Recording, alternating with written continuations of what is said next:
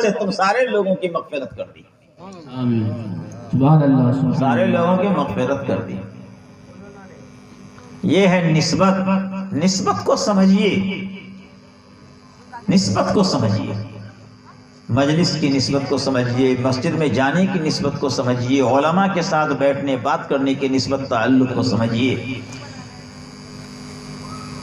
افسوس یہی ہے کہ آج ہم لوگوں نے اپنا مقام خود نہیں پہچانا، اپنا مقام نہیں پہچانا، مدرسوں کا مقام نہیں پہچانا، قرآن کا مقام نہیں پہچانا، واعظ تقریر بیان کا مقام نہیں پہچانا، جس کی بنیاد پر باتیں نہیں بن رہی۔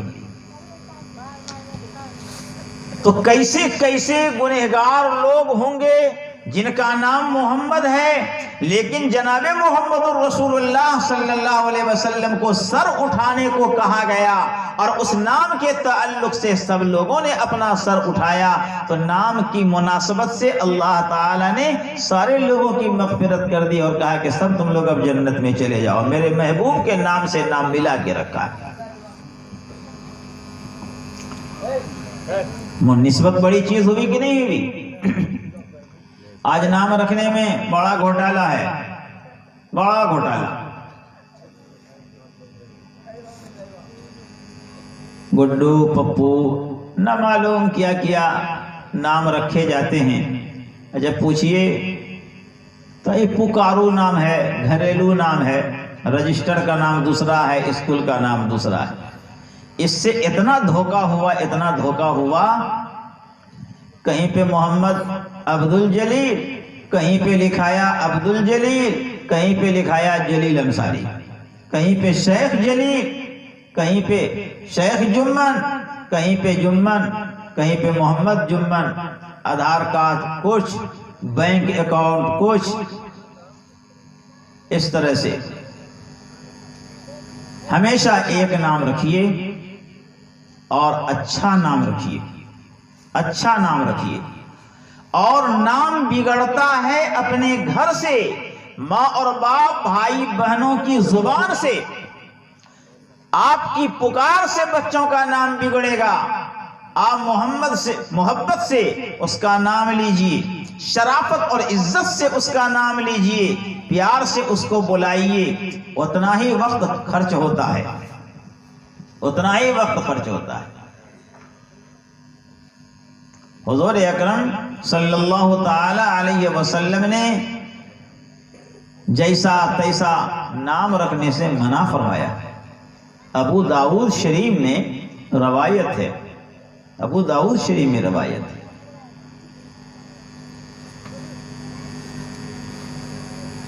کل قیامت کے دن تم کو تمہارے نام کے ساتھ اور تمہارے باپ کے نام کے ساتھ پکارا جائے گا۔ انما تدعون یوم القیامت باسمائکم وباسماء آبائکم فاحسنوا اسماءکم۔ حضور کی حدیث ہے، انما تدعون یوم القیامت باسمائکم باسماء آبائکم، کل قیامت کے دن تم کو تمہارے نام کے ساتھ اور تمہارے نام کے ساتھ تمہارا باپ کا نام بھی جوڑا جائے گا، تمہارے باپ کے نام کے ساتھ ملا کر کے فلاں کا بیٹا فلاں، فلاں کا بیٹا فلاں، عبداللہ عبد الرحیم کا بیٹا کہاں ہے، عبد الشکور عبد الغفور کا بیٹا کہاں ہے، محمد زید محمد عمر کا بیٹا کہاں ہے۔ اس طریقے سے نام لیا جائے گا، اس کے باپ کا نام لیا جائے گا، اور نام لے لے کر کے میدان محشر میں پکارا جائے گا، کہاں ہے آؤ، کہاں ہے آؤ۔ آخر میں کیا فرمایا؟ فَأَحْسِنُوا أَسْمَاءَكُمْ، اے لوگو تم لوگ اپنا نام اچھا رکھا کرو، اچھا رکھا کرو۔ نام رکھنے کا بھی شعور ہم سے، ہماری زندگی سے، ہمارے گھروں سے، ہماری بیٹیوں سے، ہماری ماں اور بہنوں سے، باپ داداؤں کی زندگی سے چلا گیا، نام رکھنے کا شعور بھی چلا گیا،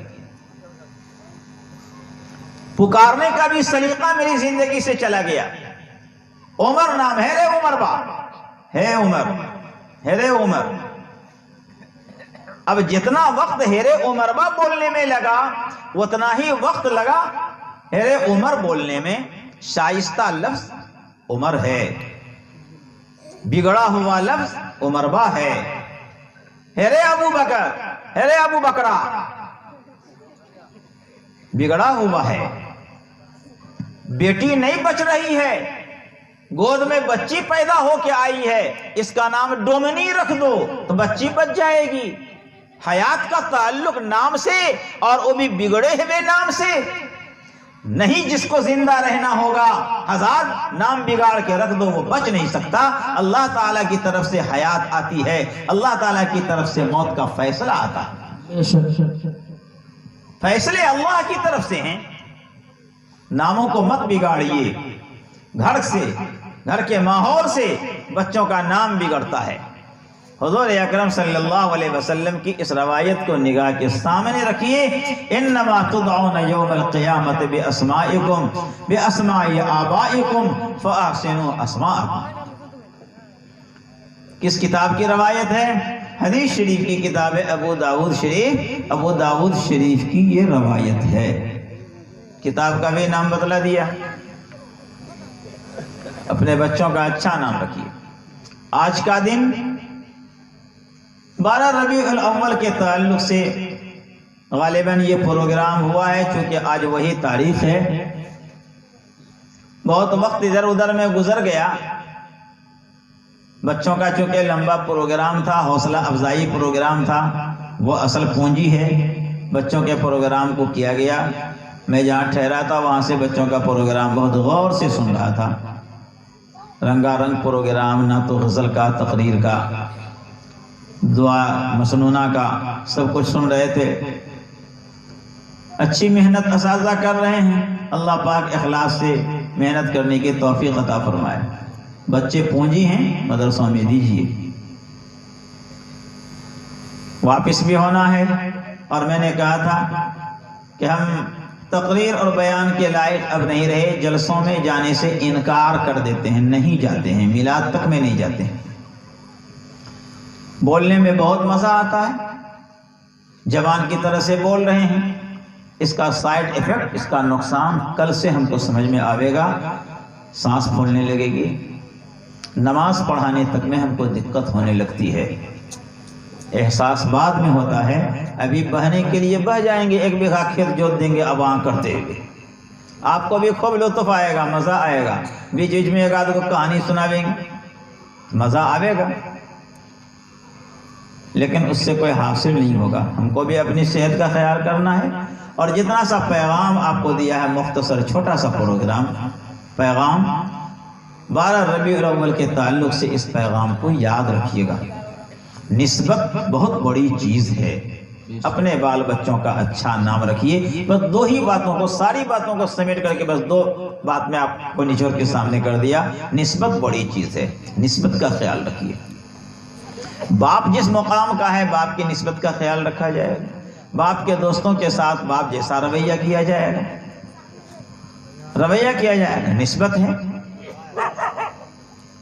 تو آج کی جو تاریخ ہے، آج کے دن کا جو پیغام ہونا تھا، اس پیغام کے تعلق سے میں نے کوئی خطاب آپ سے نہیں کیا ہے۔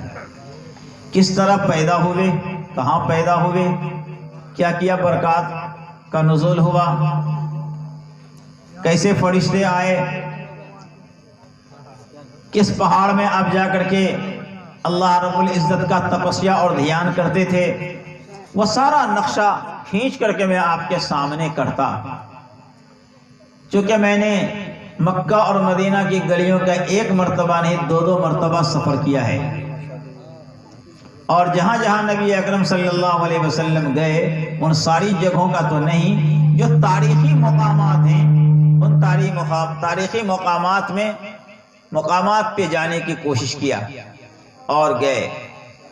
تو نگاہوں کے سامنے وہ چیزیں ہیں، تاریخی حقائق کو سامنے رکھ کر میں آپ کو مکہ اور مدینہ کی گلیوں میں لے جاتا، مدینہ کی مسجدوں میں گھماتا، اور پھر 40 سال کی عمر میں جب اللہ رب العزت نے آپ کو نبی اور رسول بنایا، ہجرت فرما کر جب آپ مدینہ تشریف لے جا رہے تھے، تو جس طرح سے مدینہ کے لوگوں نے اور مدینہ کی بچیوں نے مدینہ کی عورتوں نے مدینہ کی سرزمین سے باہر نکل کر کھجور کے باغات سے بہت دور جا کر جس طرح آپ کا والہانہ استقبال کیا ہے، آج تک اس استقبال کے بعد کسی بھی انسان کا ویسا استقبال اس روئے زمین کے اوپر نہیں ہوا ہے، نہیں ہوا ہے۔ استقبال کا نقشہ کھینچتے لڑکیاں کیا گا رہی تھی، کیا پڑھ رہی تھی، کس جذبہ سے اور کس محبت سے آپ کا استقبال کر رہی تھی، وہ میں بتاتا۔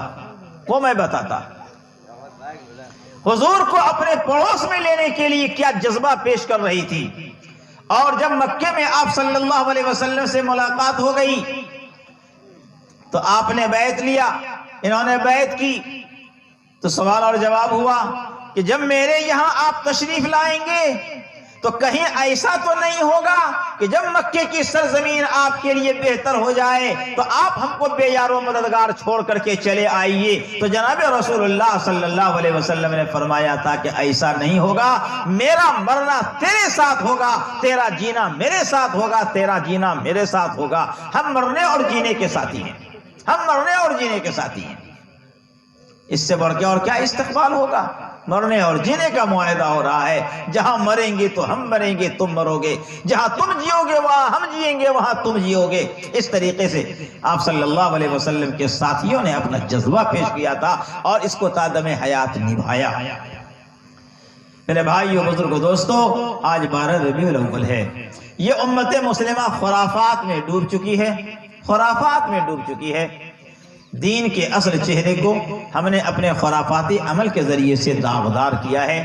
نبی اکرم صلی اللہ علیہ وسلم کی سیرت کو ہم جانیں، آپ کی سنت کو ہم سمجھیں۔ چھوٹی چھوٹی کتابوں میں واقعات لکھے ہوتے ہیں، خود بھی پڑھیے، علماء کرام کے ساتھ بیٹھا کیجیے، مسجدوں میں تعلیمات کا اہتمام کیجیے، اور اس تعلیمی ماحول میں بیٹھ کر کے حکایات صحابہ، فضائل اعمال، جتنے چپٹر اس کے ہیں، نماز کے تعلق سے، ذکر کے تعلق سے، دعوت و تبلیغ کے تعلق سے، اللہ کے راستے میں نکلنے کے تعلق سے، قرآن پڑھنے اور سننے کے فضائل کے تعلق سے، ان ساری چیزوں کو پڑھیے۔